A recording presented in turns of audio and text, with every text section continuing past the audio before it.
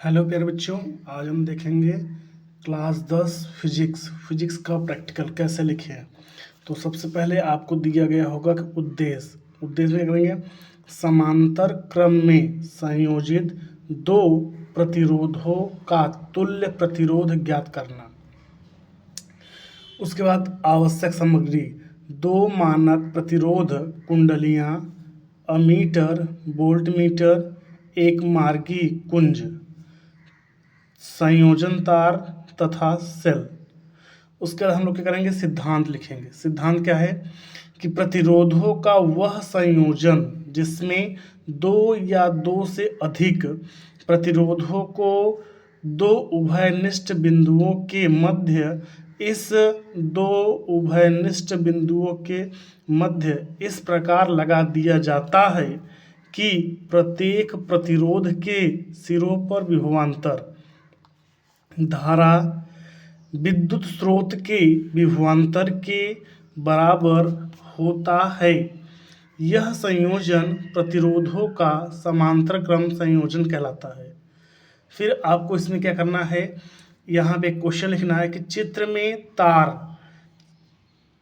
में चार प्रतिरोधों का नेटवर्क दिखाया गया है। इस नेटवर्क को विद्युत धारा स्रोत से जोड़ दिया जाता है।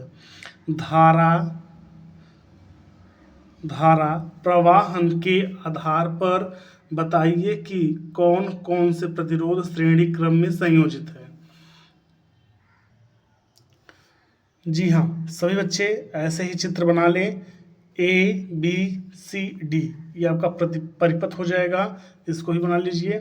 इसका उत्तर में लिखिएगा कि प्रतिरोध B, C तथा D श्रेणी क्रम में संयोजित है। फिर अगला क्वेश्चन आएगा कि तीन प्रतिरोध जिनमें प्रत्येक का मान 2 ओम है, श्रेणी क्रम में संयोजित है, इनका तुल्य प्रतिरोध क्या होगा। तो श्रेणी क्रम में संयोजित प्रतिरोधों का तुल्य प्रतिरोध R बराबर R1 plus R2 plus R3। फिर नीचे से लिखेंगे R1 बराबर R2 बराबर R3 बराबर 3 ओम, R बराबर 2 प्लस 2 प्लस 2 इक्वल टू 6 ओम, तुल्य प्रतिरोध बराबर 6 ओम। परिपथ का चित्र आप लोग बना लीजिए। जी हाँ, अब उसके बाद परिपथ जब चित्र बन जाए तो लिखिए कार्यविधि। परिपथ चित्र बी में दिखाए गए अनुसार सभी घटकों का संयोजन करें, अथवा चित्र ए में दिखाए अनुसार परिपथ में प्रयुक्त उपकरणों को जोड़ें। सेकंड नंबर क्या है, प्रत्येक अज्ञात प्रतिरोधों के लिए कम से कम 3 प्रेक्षण अमीटर तथा वोल्टमीटर की सहायता से धारा नियंत्रक को स्थापित करके परिपथ में धारा का मान परिवर्तित कर लें। अब फिर क्या करेंगे हम लोग, नंबर 3, ओम के नियम के उपयोग करके प्रत्येक प्रतिरोध का मान गणना करके ज्ञात करें। फोर्थ में है, परिपथ में कुंजी लगाकर धारा प्रवाहित करें तथा अमीटर और वोल्टमीटर के पाठ्यक्रम नोट करें। अब यहाँ पे आपका 5 में हो जाएगा, धारा नियंत्रक से परिपथ में प्रवाहित धारा का मान परिवर्तित करके बिंदु फोर्थ के अनुसार प्रत्येक प्रतिरोध के लिए 3 प्रेक्षण लें। तो ये है आपका प्रैक्टिकल नंबर फर्स्ट फिजिक्स का। इसके बाद आपको सेकंड मिलेगा। चलिए, क्लास 10 फिजिक्स प्रैक्टिकल सेकंड। सबसे पहले क्या लिखेंगे, उद्देश्य। जैसे हम लोग लिखते हैं उद्देश्य, किसी प्रतिरोध तार R के सिरों पर उत्पन्न विभवांतर V तथा उसमें प्रवाहित धारा I के मध्य संबंध स्थापित करना तथा तार का प्रतिरोध R ज्ञात करना। सामग्री, आवश्यक सामग्री में आप लोग क्या क्या देखेंगे कि आवश्यक सामग्री में क्या क्या, जैसे नाइक्रोम अथवा मैग्नीज तार, अमीटर, वोल्टमीटर, बैटरी, निम्न प्रतिरोध का धारा नियंत्रक। फिर इसमें क्या है, उसमें सिद्धांत, नियत ताप पर किसी चालक में प्रवाहित धारा का मान उसके सिरों पर उत्पन्न विभवांतर के समानुपाती होता है, अर्थात I प्रोपोर्शनल V। बराबर V बराबर IR। कार्यविधि क्या है इसका? अमीटर तथा वोल्टमीटर का अल्पतमान नोट करें। अमीटर तथा वोल्टमीटर में शून्य त्रुटि ज्ञात करें तथा इसे सारणी ए में नोट करें। धारा नियंत्रक से परिपथ में प्रवाहित धारा का मान परिवर्तित करके धारा तथा विभवांतर के प्रेक्षण लें। चलिए अब आगे देखते हैं। सभी प्रायोगिक परीक्षणों के सारणी बी में नोट करें तथा प्रत्येक सेट में V का मान ज्ञात करें। यह मान दिए गए नाइक्रोम तार का प्रतिरोध होगा। परिपथ चित्र, अगर आपको एक चित्र बनाना आता है परिपथ का तो आप बना लीजिए। फिर इसमें लिखेंगे प्रेक्षण तालिका।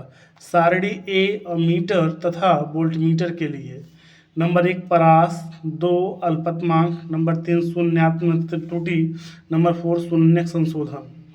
परिणाम क्या निकलेगा यहाँ पर आप लोग कर लीजिएगा।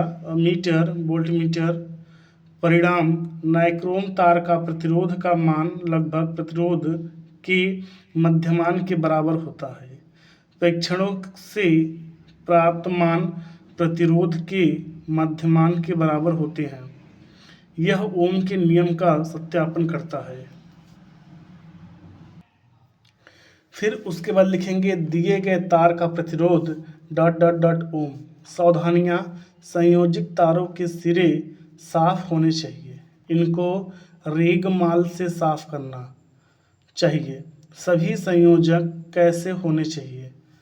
कभी भी प्रतिरोध तार में लंबे समय तक धारा प्रवाहित ना करें, क्योंकि धारा के ऊष्मीय प्रभाव के कारण तार गर्म हो सकता है, चूंकि R प्रोपोर्शनल T। चौथा है वोल्टमीटर की परास आरोपित विभवांतर से अधिक होनी चाहिए। पांचवा है निम्न प्रास का धारा नियंत्रक उपयोग में लेना चाहिए। चलिए इस प्रकार आपका फिजिक्स हो जा रहा है। अब इसी बार आप केमिस्ट्री देख लीजिए। चलिए बच्चों अब देखिए chemistry practical number 1 class 10th के लिए। उद्देश्य क्या बोल रहा है? निम्नलिखित नमूनों का पीएच पात्र सर्वत्र सूचक की सहायता से पीएच ज्ञात करना। तनु हाइड्रोलिक अम्ल, सेकंड है तनु सोडियम हाइड्रोक्साइड विलियम, और थर्ड है जल, फोर्थ है तनु एथनालिक अम्ल।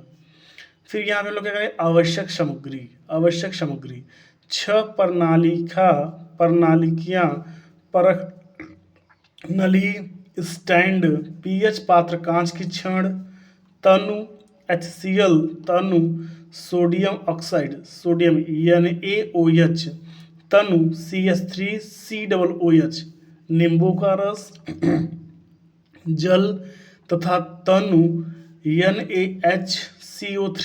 सिद्धांत है आपका वह पदार्थ जो जलीय विलयन में H+ अथवा H3O+ आयन देते हैं अम्ल कहलाते हैं, जबकि वे पदार्थ जो जलीय विलयन में OH आयन देते हैं क्षार कहलाते हैं। सेकंड है विलयनों की अम्लीयता अथवा क्षारीयता। जलीय विलयन में उपस्थित H+ अथवा OH- आयन विलयन में आयनों की मात्रा पर निर्भर करती है। ए है जब pH बराबर 7 तथा विलयन उदासीन होगा, क्योंकि H+ बराबर OH-। फिर बी में क्या है? यदि pH इज ग्रेटर देन 7 तथा विलयन अम्लीय होगा, क्योंकि H ion is less than OH-। उसके बाद हम लोग आगे देखेंगे। चलिए अब देखिए सी नंबर उसी में है। यदि pH इज लेस देन 7 तब विलयन क्षारीय होगा, क्योंकि OH- और is less than H ion. कार्यविधि क्या है? एक स्वच्छ परखनली में तनु हाइड्रोक्लोरिक अम्ल लेकर परखनली स्टैंड में रखें। सेकंड है 1 या 2 बूंद हाइड्रोक्लोरिक अम्ल स्वच्छ कांच की छड़ की सहायता से चित्र अनुसार पीएच पात्र पर डालें। तनु सोडियम हाइड्रोक्साइड विलयन, नींबू का रस जल तनु एथनालिक अम्ल तथा तनु सोडियम कार्बोनेट विलयन के साथ। फर्स्ट तक प्रक्रिया दोहराएं। यहाँ पे फोर्थ है आपका, प्रत्येक विलयन के नमूनों की प्रकृति अर्थात अम्लीय, क्षारीय अथवा उदासीन स्वभाव पीएच की सहायता से निर्धारित करें। परीक्षण तालिका आपको इस प्रकार बना लेना है। नमूना तनु CHL, तनु NaOH, तनु CH3COOH, नींबू का रस जल, उत्पन्न रंग, पीएच मान, निष्कर्ष। आपको सेम इसी प्रकार बना लेना है। बच्चे देखें परिणाम, तनु CHCl का पीएच है तथा विलयन है। फिर सेकेंड नंबर का तनु NaOH का पीएच है तथा विलयन है। तनु CH3COOH का पीएच है, इसका भी विलयन है। नींबू के रस का पीएच है तथा इसका भी विलयन है। जल का पीएच है, इसका भी विलयन है। सावधानियां, नींबू के रस का तनु विलयन प्रयोग करें। सेकेंड, किसी विलयन को स्पर्श करना अथवा चखना नहीं चाहिए। यदि पीएच पात्र उपलब्ध ना हो तो सर्वत्र सूचक का प्रयोग कर सकते हैं। चौथा है, पीएच पात्र पर उत्पन्न रंग का मिलाप पीएच चार्ट से सावधानीपूर्वक करें। चलिए अब आप देखें class 10th second chemistry practical. Second number है ये, उद्देश्य निम्नलिखित लवण विलयनों के साथ जेडीएन, FeCu, जिंक, फेरस, कॉपर तथा Al धातुओं की अभिक्रिया का परीक्षण करना। JDnSO4 हमारा ए में है, बी में लिखेंगे FeSO4 और सी में लिखेंगे CuSO4। आवश्यक सामग्री क्या होगा? अल्मीनियम पात्र, कॉपर की छीलन, जिंक के दाने, लोहे के टुकड़े, फेरस सल्फेट विलयन, कॉपर सल्फेट विलयन, जिंक सल्फेट विलयन, एल्युमिनियम सल्फेट विलयन तथा परख नली। सिद्धांत, JDnFeCu अपने लवण के विलयनों से Al द्वारा विस्थापित हो जाते हैं, इसलिए JDnFeCu तथा Al में एल्युमिनियम सर्वाधिक सक्रिय है। आप सेकंड नंबर रिएक्शन लिख लेंगे, 2Al प्लस 3JDnSO4, आप इधर से एरो का निशान लगाएंगे, Al2SO4 plus 3JDnCS।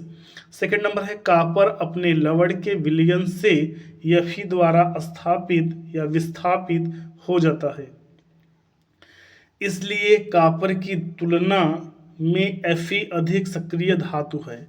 Fe plus CuSO4 version क्या कराएंगे, एरो चिन्ह लगाएंगे, FeSO4 प्लस Cu। फिर थर्ड नंबर है, Fe JDnCu तथा Al धातुओं में Cu सबसे कम सक्रिय है। चलिए इसका कार्यविधि देखिए। कार्यविधि, JDnSO4, FeSO4, CuSO4 तथा Al2 को 4 परख नलियों में डालें। Na2SO4 plus BaCl2 BaSO4 plus 2NaCl, NaSO4 plus BaCl2, आप एरो चिन्ह लगाएंगे, BaSO4 प्लस 2NaCl। किसी छात्र द्वारा लिखा गया रासायनिक समीकरण सही है। आंसर क्या होगा कि छात्र C द्वारा लिखा गया रासायनिक समीकरण सही है, क्योंकि इसमें संयोजकताएं तथा परमाणुओं की संख्या संतुलित है। आप एक प्रेक्षण तालिका बनाएंगे जिसमें प्रयोग, प्रेक्षण, निष्कर्ष लिखेंगे। प्रयोग नंबर 1, JDnSO4 विलयन में Al धातु मिलाएं। तो प्रेक्षण क्या करेंगे, विलयन के रंग में कोई परिवर्तन नहीं होता तथा Al धातु पर धूसर या जिंक धातु संग्रहित हो जाता है। निष्कर्ष, Al की सक्रियता JDn से अधिक है। आप सेकेंड में देख लीजिए, Al2 कोष्टक में SO4 विलयन में Al धातु डालें, कोई अभिक्रिया नहीं होती। Al2SO4 से Al अभिक्रिया नहीं करता। चलिए अब है सेम वही चीज है, सेकेंड नंबर होता, थर्ड फोर्थ ये है, आपको सिर्फ लिख लेना है SuSO4 विलयन में जेडियन धातु डालें। परीक्षण में नीले रंग का विलयन रंगहीन हो जाता है तथा जेडियन धातु पर लाल भूरा कापर धातु पर संग्रहित हो जाता है। निष्कर्ष है जेडीएन की सक्रियता Cu से अधिक है। आपको 4 में बोलेगा Al2SO4 थ्रायस विलयन में यफी धातु डालें, कोई अपक्रिया नहीं होती। जेडीएन धातु की सक्रियता Al से कम है। परिणाम Al लवण विलयनों से FeCu तथा जेडीएन को विस्थापित कर सकता है। अतः दी गई धातुओं में Al सर्वाधिक सक्रिय है। धातुओं की सक्रियता का घटता क्रम निम्न है: Al, जेडीएन, FeCu। सावधानियां क्या बच्चे, सभी धातुओं को बालू कागज से साफ करके प्रयुक्त करें। सेकंड नंबर, रसायनों को छुए अथवा चख नहीं। यदि किसी विलयन को स्पर्श कर लिया है तो हाथ को साबुन से धो लें। इस प्रकार आपका केमिस्ट्री का सेकंड नंबर भी खत्म। बच्चों अब देखिए biology practical number first class 10th। इसमें क्या करें, उद्देश्य लिखेंगे, पत्ती की झिल्ली की अस्थायी स्लाइड बनाकर रंध्रों की उपस्थिति को दर्शाना। आवश्यक सामग्री, बायोफिल्म या रोइयों या लिली की ताजी पत्ती, चिमटी, कैंची, कांच ग्लास कवर, स्लिप, सुई, बुश लाइट, मिथाइल ब्लू अभिरंजक, blade dropper, glycerine, filter paper आदि। सिद्धांत है आपका, पत्तियों की सबसे बाहरी सतहों पर अनेक छोटे छोटे छिद्र पाए जाते हैं जिन्हें रंध्र कहते हैं। इन रंध्रों के द्वारा वायुमंडल और पत्तियों के मध्य गैसों व जलवाष्प का आदान प्रदान होता है।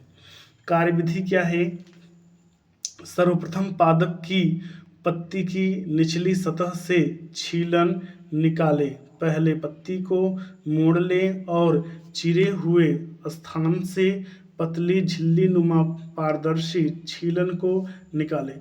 छीलन ब्लेड की सहायता से पत्ती की सतह को सावधानीपूर्वक खुरचने से भी प्राप्त की जा सकती है। एक वॉच ग्लास में जल डालकर इस झिल्ली को चिमटी की सहायता से, बेटा ये चिमटी है, चिमटी की सहायता से उसमें डाल दें। थर्ड क्या बोल रहा है, अब ड्रॉपर की सहायता से मिथाइल ब्लू अभिरंजक की कुछ बूंदें इसमें डाल दें। अब लगभग 3 मिनट बाद कैंची की सहायता से इसे झिल्ली में से एक छोटे आयताकार टुकड़ा काट लें। आपका 5 नंबर है, यह आयताकार टुकड़ा चिमटी की सहायता से एक साफ स्लाइड के मध्य में से रख दें एवं ड्रॉपर की सहायता से एक बूंद ग्लिसरीन इसके मध्य में डालें। चित्र में आप ऐसे ही बिल्कुल बना लीजिए चित्र, ठीक है। यहाँ पे लिख दीजिएगा अधिचर्म कोशिका, सहायक कोशिका, रंध्री छिद्र, द्वार कोशिका। चित्र बना लीजिएगा ऐसे। चलो बच्चों अब देखिए परीक्षण और चित्र। अधिचर्म में कोशिका के अंदर 2 छिद्र या रंध्र दिखाई देते हैं। प्रत्येक रंध्र 2 द्वार कोशिका से घिरे होते हैं। सहायक कोशिकाओं में हरी लवत नहीं होता है। परिणाम, पत्तियों के अधिचर्म की कोशिकाओं में पाए जाने वाला छिद्र रंध्र है जो पादपों में गैस तथा जलवाष्प के आदान प्रदान में सहायक होते हैं। सावधानियां, पत्ती की निचली सतह से झिल्ली को सावधानीपूर्वक निकालें। अधिचर्म झिल्ली सदैव ताजी पत्ती से निकलनी चाहिए।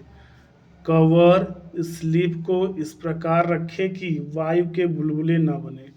फोर्थ है, झिल्ली को स्लाइड पर इस प्रकार रखें कि वह मुड़े भी ना।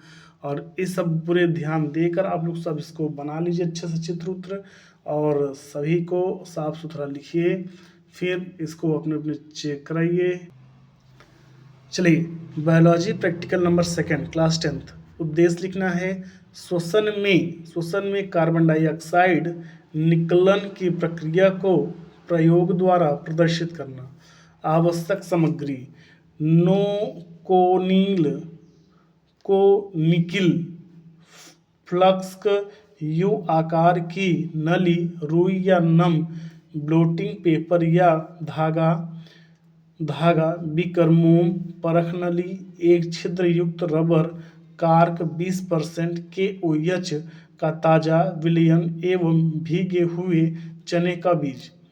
सिद्धांत श्वसन एक जैव रासायनिक प्रक्रिया है जिनके द्वारा खाद्य पदार्थों का ऑक्सीकरण होता है तथा जैव ऊर्जा का उत्पादन होता है। श्वसन निम्नलिखित दो प्रकार का होता है। नंबर 1 ऑक्सी श्वसन, इसमें ऑक्सीजन की उपस्थिति में खाद्य पदार्थों का पूर्ण ऑक्सीकरण होता है तथा अंत में CO2 जल C2O का निर्माण होता है, यानी H2O का निर्माण होता है। C6 आप लोग देख रहे हैं C6H12O6 प्लस 6O2, आप इसको लगाएंगे 6CO2 plus 6H2O plus 38 ATP। अनऑक्सीकरण श्वसन, इस प्रकार के श्वसन में ऑक्सीजन की आवश्यकता नहीं होती है। इसमें पाइरूविक अम्ल या एथिल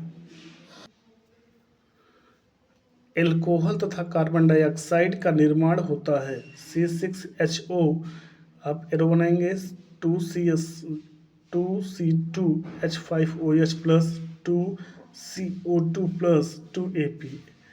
एथिल एल्कोहल डाइऑक्साइड कार्यविधि। सर्वप्रथम लगभग 25 से 30 चने के बीज लेकर उन्हें अंकुरित होने के लिए 3 से 4 दिनों के लिए नम रुई या नम ब्लोटिंग पेपर पर रख दें।